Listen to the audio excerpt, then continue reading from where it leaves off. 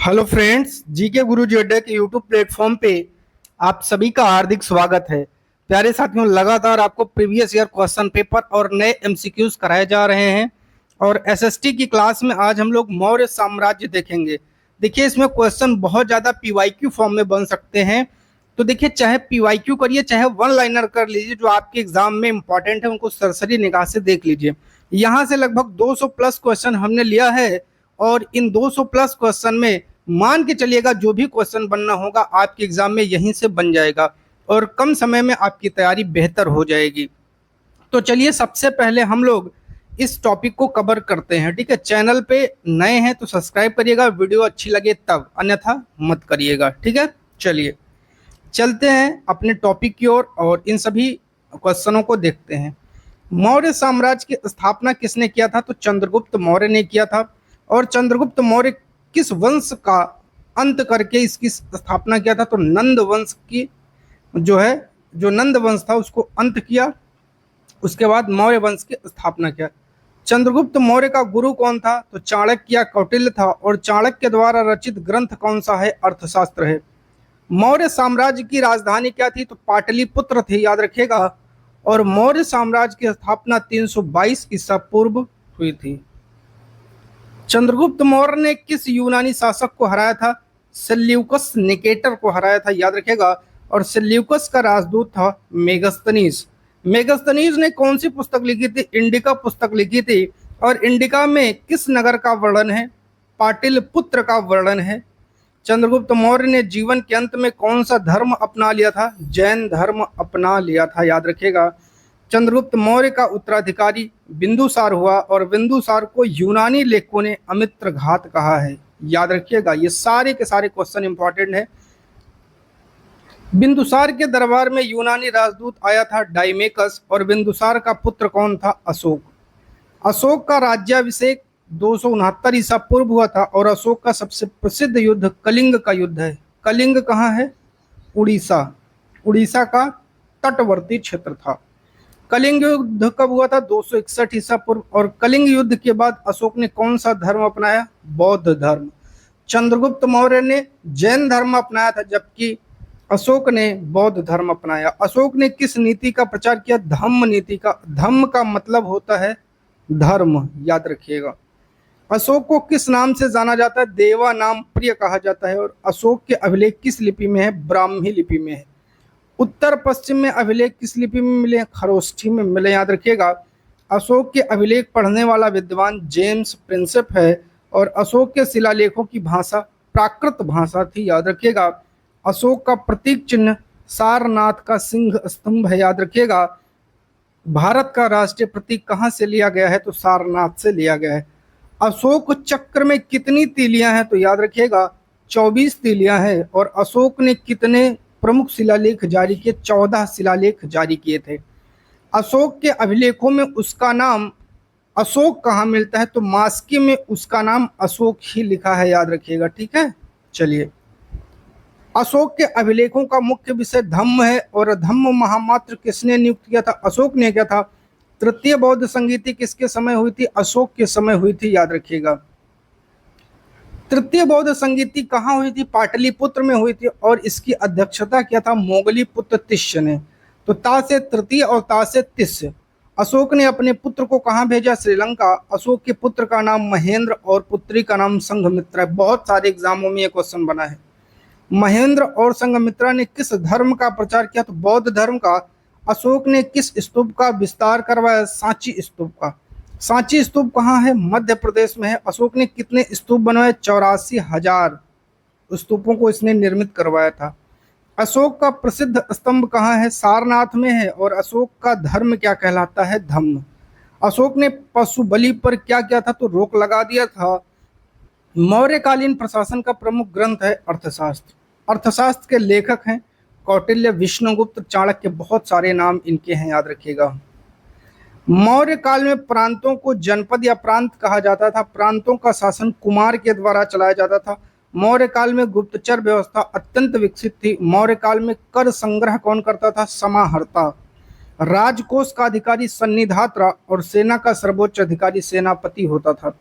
मौर्य कालीन सेना के कितने अंग थे? 6 अंग थे। और मेगस्थनीज के अनुसार सेना का प्रबंध कौन करता था? 6 समितियां थी, इन्हीं के द्वारा होता था। मौर्य काल में मुद्रा को पण कहा जाता था और मौर्यकालीन समाज का वर्णन मेगस्थनीज ने किया है। मेगस्थनीज ने समाज को 7 वर्गों में विभक्त बताया था। मौर्य काल का प्रमुख बंदरगाह ताम्रलिप्ति था। मौर्य काल में व्यापार का नियंत्रण राज्य के द्वारा होता था, याद रखिएगा। और मौर्य साम्राज्य का सबसे महान शासक अशोक हुआ। अशोक के शिलालेखों को खोजा किसने और पढ़ा किसने? जेम्स प्रिंसिप ने पढ़ा। लघु शिलालेखों में किसका उल्लेख मिलता है? अशोक का।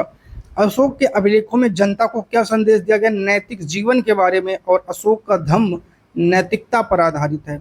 कलिंग वर्तमान में उड़ीसा में है और कलिंग युद्ध के बाद अशोक ने क्या त्याग दिया? विजय की नीति को, अर्थात कह सकते हैं कि एक दूसरे राज्य को हड़पने की नीति को इसने त्याग दिया।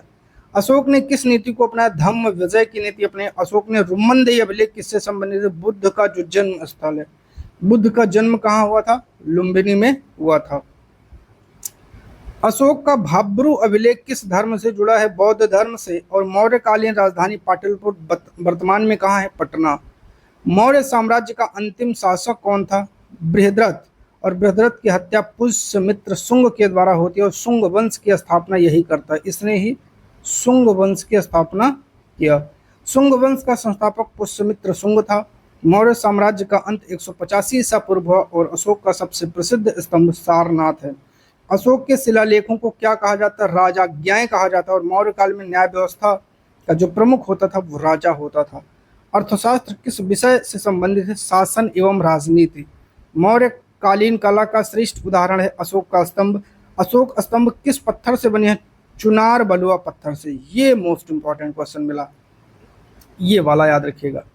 मौर्यकालीन गुफाएं बराबर पहाड़ियां में स्थित हैं। बराबर गुफाएं किस संप्रदाय की हैं? आजीवक। मौर्य काल में सड़क निर्माण का उल्लेख किसके द्वारा मिलता है? मेगस्थनीज के द्वारा। और मौर्य काल का प्रसिद्ध नगर पाटलिपुत्र था। चंद्रगुप्त मौर्य का जैन गुरु कौन था? भद्रबाहु था। और चंद्रगुप्त मौर्य ने कहाँ तपस्या की? श्रवणबेलगोला में। श्रवणबेलगोला कहाँ है? कर्नाटक में है। और अशोक की माता का नाम सुभद्रांगी है। मौर्य काल में भूमि कर को क्या कहा जाता था? भाग। और राज्य की आय का मुख्य स्रोत भूमि कर था। मौर्यकालीन प्रशासन का आधार केंद्रीकरण था। और अशोक के स्तंभों पर कौन सी कला दिखाई देती है? चमकदार पालिश की कला आपको देखने को मिलती है। मौर्यकालीन पालिश की तुलना दर्पण से होती है। और अशोक के शिलालेखों में कौन सी भाषा प्रमुख थी? प्राकृत।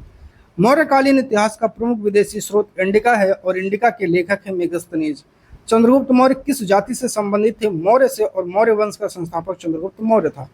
अशोक के शिलालेखों में धर्म शब्द के लिए प्रयुक्त हुआ है धम्म। अब ये जो क्वेश्चन रिपीट किया मैंने कई बार आए इसीलिए रिपीट किया ताकि आपको बार बार करने से याद हो जाए। अशोक का प्रिय पशु प्रतीक सिंह था। और मौर्यकालीन प्रशासन में ग्राम का मुखिया ग्रामणी कहलाता था। नगर का प्रशासक नगराध्यक्ष कहलाता था। मौर्य काल में सिंचाई विभाग का अधिकारी सीता अध्यक्ष था। अर्थशास्त्र में कितने अधिकरण हैं? 15। और 180 प्रकरण हैं, ये भी याद रखिएगा। मौर्य काल में वन विभाग का अधिकारी कुप्याध्यक्ष कहलाता था, याद रखिएगा। खनिज विभाग का अधिकारी अकराध्यक्ष और मौर्यकालीन व्यापार का अधिकारी पंड्याध्यक्ष।